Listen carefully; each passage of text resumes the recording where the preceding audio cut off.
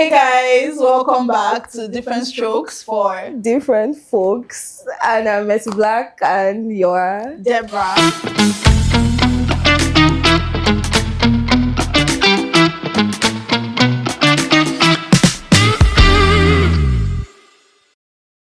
And we have a guest. We have another guest. We had a previous guest. I hope you watched the previous episode.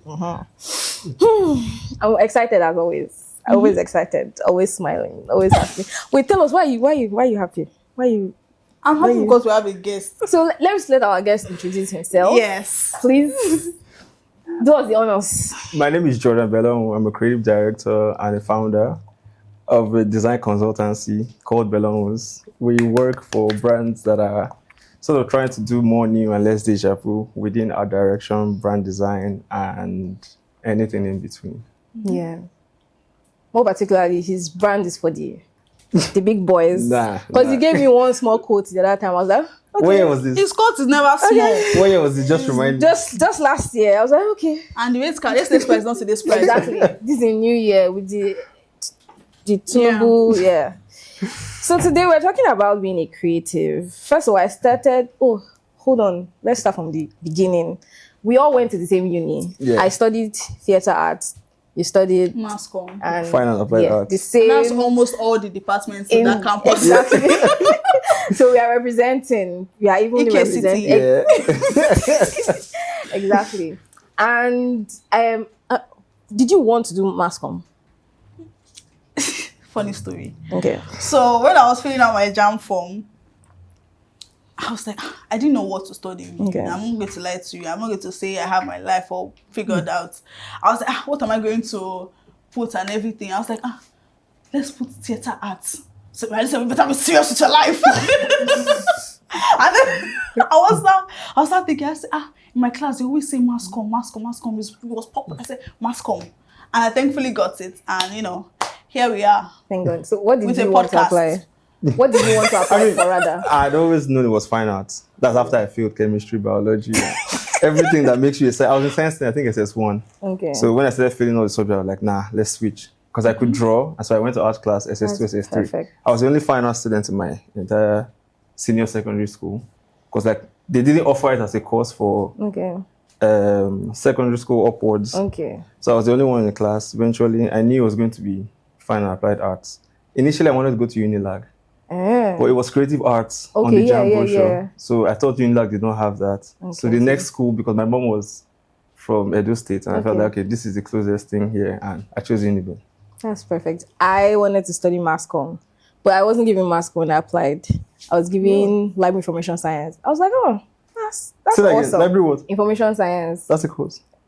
I'm not sure. It's my first time hearing it. We were the very first department that was created at the time I got in. So we're like a bunch of mass comm students that didn't get mass communication. About 200 of us. Yeah. So we got in first department. We were basically confused. They put us under Faculty of Education.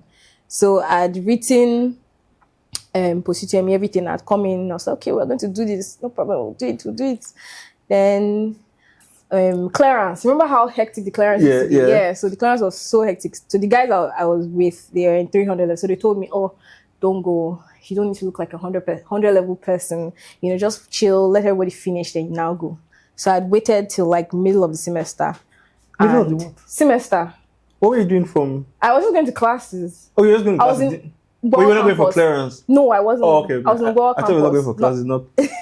I was in Goa campus. So I went for the clearance that day, and I remember the Faculty of Education. So the professor was like, when he went through my document, and he was like, he sent me to one lady. You won't be here, you go. Just so rude. She now sent me to somebody else. I should go and pick up one form. I was like, So I got there. They gave me a form, so relocation form. So I applied for the relocation, submitted it. And you don't know where you're going to be posted to. You just wait. It's a surprise. Yes, you wait. Yes. So I waited. Yeah. And 2 weeks before exams started. I was going to ask about exams. 2 weeks before exams started, they told me to go to auditorium to check on the board for where you've been posted. So I got there, theater arts. Yeah. And that day, I remember I met Vivian. I don't know if you know Vivian, who was in my class. Vivian Hope. So both of us went to Bro that day. We didn't even have where to stay. We were just so confused. We went to Ekenwa. Yeah. So we got to Ekenwa and they were having rehearsals. I know we had to wear white and black. We just got there now. And you had to change your dress. I think it was Regina that gave me white and black. Regina was even my size. So you just imagine how tight. So I had to do rehearsals that night. We had to squat somewhere, sleep that night, and then we left. Which means you didn't go through the whole entire induction thing. No, I didn't. Lucky. That thing was induction? spooky. No, I didn't do induction. I don't think I did. Yeah, one of the special ones. So that's how I got into being creative, to be honest. I wanted to do mass comm just because, you like to talk and all that. But to be fair, I was basically confused with what to do. I thought it was either law or mass comm. That was the thing I was training. I didn't choose it, but Uniben chose me. Why didn't Uniben with my full chest? Like, that was the only school I wrote post-UTM for. Uniben was your second choice? No, like, I applied for Uniben, but Uniben chose me. Like I also wanted to. I knew I didn't want to be Unilag. Okay. I knew I wanted to be far away from Fair. right. I think there was nothing else keeping me in Lagos for what? Oh, really? That was the first time of leaving my house. First time I traveled by myself. I never thought about Unilag. Every time I hear people say, "Oh, you want to be here?" When my mother can, you want to be baskets of food every I'm not doing weekend. that. I wasn't interested. Although I was quite young. I mean, I got into school when I was 18, so I felt like this was my opportunity to now, see the world. Although I was scared. I didn't write. I just remember. I was scared, so I didn't write JAM and Pussy when we first finished secondary school. I chilled. People were like, "Oh, why?" I was scared because I didn't know. And I thought Unilag was too close. Just wasn't my thing. But how I was studying, how I was being a creative in school, let's start from there. Because for me, theater art was fun, to be honest. I realized that I was playing too much when we finished, when it was time for us to defend our project. That was like, 4 years has gone. We were just playing. Because I've not used my certificate per se since. So, but for you guys, how was being a creative in school? How was it like for you? Let's Debra go ahead first so that we can. Was I creative in school? Let's start with him now. He was the master creative. No, she was the master creative. Yes, I think you did. Yeah, it was fine arts, applied arts. I was very, very interested in fine arts, so I did it from 100 level. But I think my very first year is when I realized that there were people that had studied fine arts in some other schools and they wanted to just study again. So from 100 level, people were already like graduate level good. Oh, and that's like ND. No, like some people had done like a 4-year course and they just wanted to do another 4-year course for some reason. Why? What would they? There were some other people that were from like polytechnic, so like ND1, ND2. Some had done like extra courses. So like from the first day of school, you'd assume that obviously like everybody that I know that studies fine arts, you're usually the best in your class from secondary school. Yeah. So when you just come into uni, the first time it's clear to you that like you're lagging behind like crazy. You don't know shit. Like very, very, very crazy. There was this story of this guy that one other guy was telling him that you're going to teach me that he didn't apply for fine arts. Okay. And the guy was like, don't worry, I'll bring you on. When he got to class, the guy that was like, I'm going to teach you, he had the worst drawing like in our entire set. And the guy that was telling him that you're going to teach me apparently was an ND2 student that came from, I think, a Gouache Poly. Okay, yes. So he was really, really good. So like fine art people have this thing where you be so good, but you act like you're not good because you want to be mysterious so that you're going to shock people. So it was a really exciting journey. But like towards 300, I majored in art history, partly because I didn't want to do graphic design. Like I like graphic design, I already practiced, but I didn't want to do it in school because I felt like the standards were not as high and I felt like I could just do something that was more challenging. Which was art history, because it also gives me time to practice actual graphic design. Because I was already doing logos for a couple of clients and things like that. So somewhere around 300 level, started doing art history. It was really difficult. Probably the reason I didn't even graduate the first time. I had to go back because so it was a whole lot of reading. Yes. And probably I underestimated how difficult it was going to be. So the 300 and 400 level, I think the lecturer was like, you're not going to graduate. Eventually I didn't. I had to go back like another year. But like I already had a job, so it was like fairly easy. But I wish I put in more effort, I think. I enjoyed theater arts a lot. Why are you still using the art history though? You're making more money than that. Partly because I still write, which is so I write about like graphic design, history of graphic design. I'm just personally interested in it.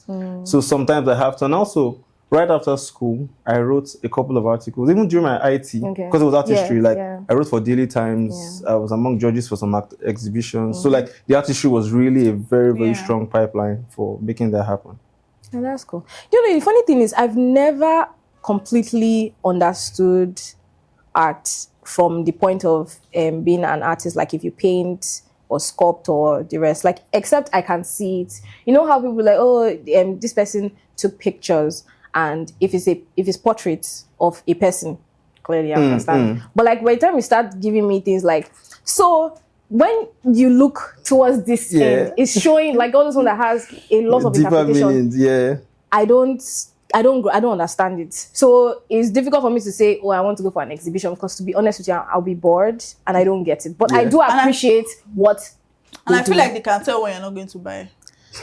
Almost like I think, especially in Nigeria, maybe like you already know 6% of people are going to buy. Like, can even cite it from that's a your very shoe. small percentage. Yeah, because even when I started attending the exhibition somewhere around 2015, 2014, thereabout, I was usually the youngest person. It was I and like my friend that was also doing artistry. We're usually the youngest people. It was usually very like 45, 50-year-old people. It wasn't social media. It wasn't cool then.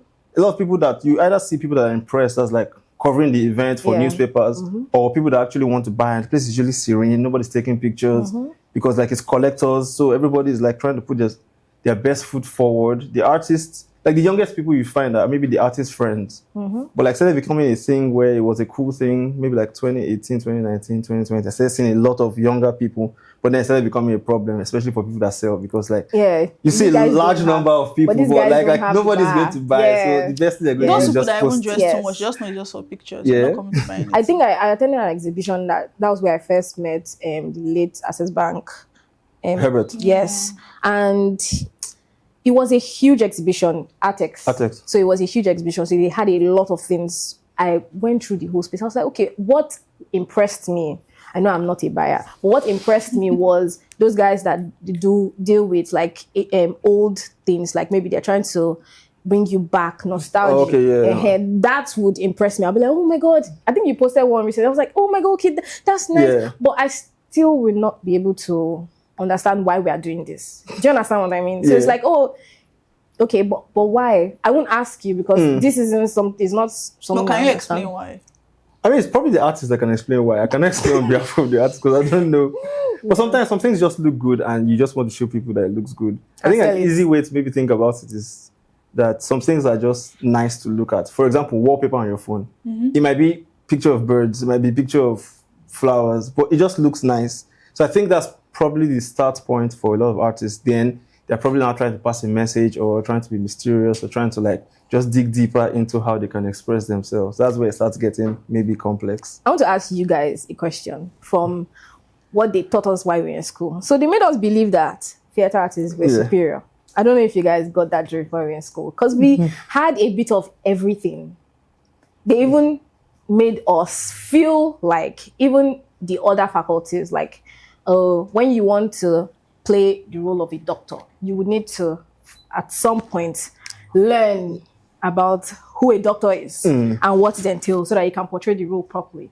Did you feel like that? Like, oh, we theater artists felt we were larger than life while we were in school? Because we did hear a bit of those type of comments while we were in school. They were like, oh, you are so noisy. Or you people do too much. Or do you understand? I think it's even people that do too much. If I'm being honest, you guys make the loudest noise. But like, I swear, I didn't even see you as a theater artist because you were calm. You were not like, hey, God, I have theater artist friends. But like, you just thought that some people are just so noisy. So yeah, but you were chill, you were calm. I could have even took you for like, actually there was mass comm. Yeah, you were always giving mass comm, to be honest. I think I had a lot of mass communication friends, even down to now. Like you. Up till today, like I still imagine it was mass comm. Yeah. That's crazy. But I don't think that we had any kind of superiority in the way that they... But the fine artists, you guys felt like you were gods. Let me give you an but it was not like it was not instilled. Like, you probably felt it already from like secondary school. So it wasn't a thing that they even in the department or in the campus, because by the time you walk into the campus, the first things you are seeing is sculpture. They are already showing themselves. Wow. who made this? And they're like, we did. That sort of yeah. vibe. And when they're doing their project and they're making their sculptures, So like, those guys that work with metal works, ooh, those ones. So they nice. just. I'm like, how did you even think that this thing could come about? And I remember Joshua, I guess when he made his project with the bottle caps, and the first time he first explained it to me, I was like, this makes a lot of sense. Like, but why would somebody want to do it? Like I always say, I understand because, well, why do you want to do that? And then he did it. I was like, I think it was in the newspaper when he finished. Yeah, they made waves. There was a lot of buzz actually. Yeah, it was a lot. I was like, wow, this is very creative. I think one issue I have is when people do large painting or large sculptures, because I'm small, so I don't know how you knew that. You look small on camera, by the way. I don't know how you know that this size would fit, or like how you get the shape the proportion that is bigger than you just does not make any sense to you. Okay, so moving forward past us being in school, being creative, let's come to like right now. So currently I decided to delve into social media right now. So we do content, videos and all of that. I'm sometimes bored. So the creative process is not, I don't know how to say it. Maybe it's old age. I don't know what. Is it for one brand or for like? I do for small brands, but I'm a lot of brands. So sometimes it's draining. So, but currently I work with just one brand because, but so I want to ask rather, for you now, before you started running your own company, how was it being a freelancer and working for other people? I mean, the creative process for you. Yeah, okay. Yeah, I think it was really exciting because like straight out of school, like I think the week before I had to leave school, like after project and everything, I texted Ni Yokeru and I sent him my portfolio, my design portfolio. I was like, I don't know what you can do with this, but like I just want to let you know that I'm a designer. And like he was like, are you available to come to Lagos? Are you in Lagos? I was like, yeah, I'm going to be in Lagos like next week. And he was like, there's some guys that he's working with, Gam Sports. And he wanted me to work with them, like design-wise. So that was how I got my first job. Like, I went for the interview. When I got to Lagos, maybe like 2 days after I went for the interview, I got the job on the spot. And I started working from there. So like, I didn't even have any kind of... Oh, I'm trying to like find my space. Yeah, like it was like straight out of school. Straight into labor market. 2 days. 2 days after leaving school, like started working. No NYSC. I didn't. Like it was not even a thought that I had in mind. Like it was probably because my parents were not really big on it, so like they were not hammering on that. And plus, I made the decision while I was still in Benin.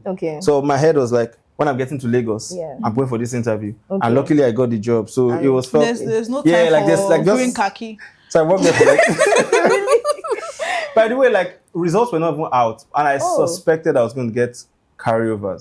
So I was like, there's no way I'm even going to put any effort into trying to do NYSC. So I think I was deep. I think I was somewhere when they called me. I think I was at BRT. I was trying to go back home from the job. They called me. I was like, the result has come out. I think it got like 2 Fs or 3. I was like, damn.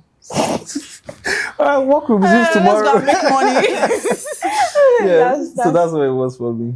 So you did that for how long? So I worked for like 3 months before I felt like I needed to freelance, because I was always freelancing. Like I think I did my very first. Oh, is that how you got your portfolio? Yeah, like, and I'm not that much of a self-starter, so I would always have to make work for people that have paid me money.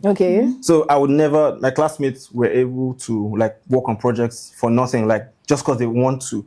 But even if I want to, I have to have a reason that's somewhat external. So I can find someone that needs a logo and convince the person to pay me just so I can do it. So I did my very first logo, like I think first year of school. Yeah, just right before the strike. And so like I just continued like through that, like all through school. So I stayed there, I worked at Gam Sports for 3 months. Then I started freelancing. This was like, I think October to December. Then beginning of the next year, January, I was freelancing again. Then I did a couple of projects. I met someone. Then I got hired to an advertising agency, Media Time. I think I did like 8 months-ish before I decided I was going to go back to school and make my parents proud. The initial. So did you ever consider a 9 to 5? I mean, the agency job was the 9 to 5. It was the 9 to 5, okay. But I didn't really consider it because they had to convince me. Because I was making decent money compared to what they were going to offer me. However, the learning opportunity that was at the job was like really significant. It was another place I felt that I'm actually not good. Because the first time was school, yeah. Second time was like work. I got to this place, like it was on the spot that they were requiring you to come up with ideas. But with my freelance clients, I charge them this amount, tell them I'll get back to them in like 2 weeks, and I figure it out. But like today we have this client, is Ribena, come up with a poster. Okay, like 2 o'clock, they're expecting you to already have the poster. So like I was under immense pressure every day for like the entirety of the 8 months that I worked. So it was really, really. I did the social media job I started it by myself, so basically freelancing. And I think I was having a conversation with my sister the other day because she just finished uni and we were discussing several things, options. And I said, to be honest, the best advice I would give is to go and work on a company first. You need the structure. If you may seem as if you have the talent and all that, but you need the structure, even for your incoming clients. You need to know how to run things, what they expect, how they would expect you to deliver work and all of that. And even the meaning of several things that you have no clue whatsoever what it entails. So if you imagine if you are designing now and you design something, I know how it is with advertisement. You'd do something for a brand, and then they will now come and tell you, oh, do you want our competitors to? Do you understand those type of issues that you usually have? You need industry knowledge, basically. That's the best way to describe it, to explain. So I also need to understand budget. Because it was a thing that I struggled with, especially when I was working at the agency. I knew that they required this, because I was never in the rooms when they were discussing money. Okay. So I would always come up with like most outrageous ideas, like let's do an event like very open air, and like it's going to cost money. However, I never really understood the budget, so I would always come up with brilliant ideas in my head, but like I did not have any context of how much money. So like working at those kind of places will help you really understand that you need to come up with something great, however, within the framework that this money can execute. And that also helped you start your own firm. Absolutely. Right now. So my question now is, now that you run your own business, how has it been employing creatives like you? Because obviously I can't do the graphics, you can't do the hair. So how has it been hiring people like you to do the work that you were doing before? I think it's been very exciting, however, very challenging. But I never really. So after I worked at advertising agency, I got a job offer from Bamboo to lead the design team. So I worked at Bamboo for about 2 years thereabouts, and that's when I decided I was going to start working because I was going to start my studio. Yeah. So I never really started out like I'm going to hire 5 people or 10 people. It was like I just need someone to assist me to do this. Because I was doing everything myself, like invoicing, client conversations, project management. I needed just one extra designer so that I can work on maybe a little bit more invoicing and things like that. Then I hired a person, and then I hired another person, then I hired another person. And so I was hiring based off the need. Not necessarily with a grand vision of I need 20 people. So like all the things like structure, understanding, just came from me figuring out things like gradually and like just hiring for those specific roles. Okay. That's nice. So we do have a very simple game that we want to play. Let me give you the rules of the game. Very easy. We have 5 questions for you. I have 2 questions. Debra has 2 questions. And after testing the waters, you decide who you want to ask you your fifth question to come from. Basically. Okay. The general knowledge. So don't be scared. Our previous guests did wonderfully well. I mean, she's jack of all trades. So I wouldn't expect me, I'm only jack of one trade now. We know. We're about to find out. Okay, so Debra, you want to go first? Your first question.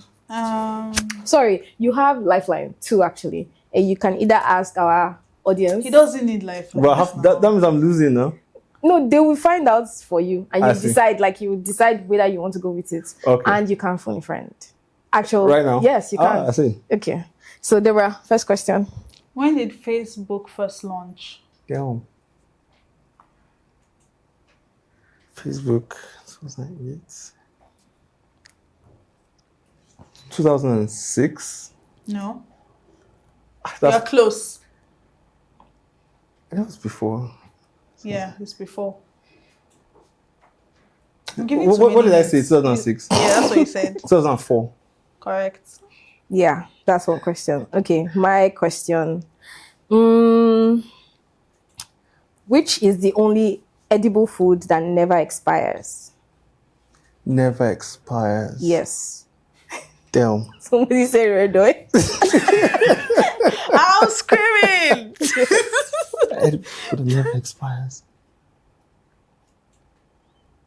Damn, can't think of anything. Honey. Correct. That's On the nice. roll, oh. I love it. Okay, who is the all-time leading NBA scorer? All time. LeBron. Is that your final answer? Wait first. You told me how many points. So. Ah. Oh yeah. Tell me. What's his full name? LeBron James. Correct. That's why I say you told me how many points, because I just getting it too much. Next. Yeah, this is my last question before you pick. Who provided the voice of Groot in Guardians of the Galaxy movie? I have no clue. You don't watch movies. Yeah, sorry for I'm you. not a guest. I guess we'll lose that question. But the answer has been Diesel. Oh, really? Yeah. He has this very husky, Yeah, like, cracked voice. so I know now that you mentioned it, like, what? Yeah. Okay, so one last question. You have to pick from either of us. Who do you think will give you the easiest? Not me. Easiest question. Nah, the questions you gave were Who will you pick now? Yeah, what? a little bit more straightforward. So, Okay. Okay. So you go with me? yes. Wow. Okay. Okay. Okay.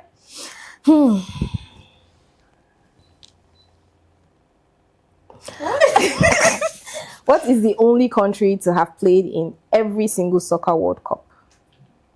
Every single World Cup they've Not participated. finals, like They've participated every single one. Every single one country. England. Is that your final answer? It's going to be England. Can it be Brazil? Because Brazil might have not been a country as that. England or can it be Argentina? Oh, you have lifelines. Oh, You can ask them. nah, I'll take all the credits. They'll start feeling like we worked on this together. Wow. I want to fail with prestige, so I'll say England. That's wrong. The answer is Brazil. Very close.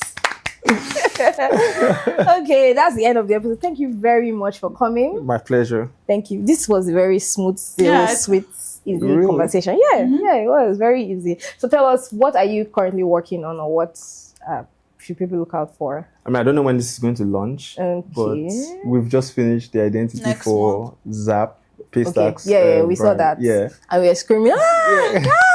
And then our website is coming out very soon. I hope that coincides with when this podcast is launching so that people will not drag me. But yeah, website is coming out soon. And we're working on another brand for, I mean, not one, like 2, 3 other brands. Okay. Some of them fintech, some of them lifestyle. So that's everyone cool. be on the lookout. Yeah, that's nice. Where can they find you? Social media? And my name is Jordan BELONWU, so it's Jordan BELONWU everywhere. Okay. The company's name is BELONWU, which is my surname, BELONWU, but with an S, so it feels like calling some McDonald's. Oh, okay.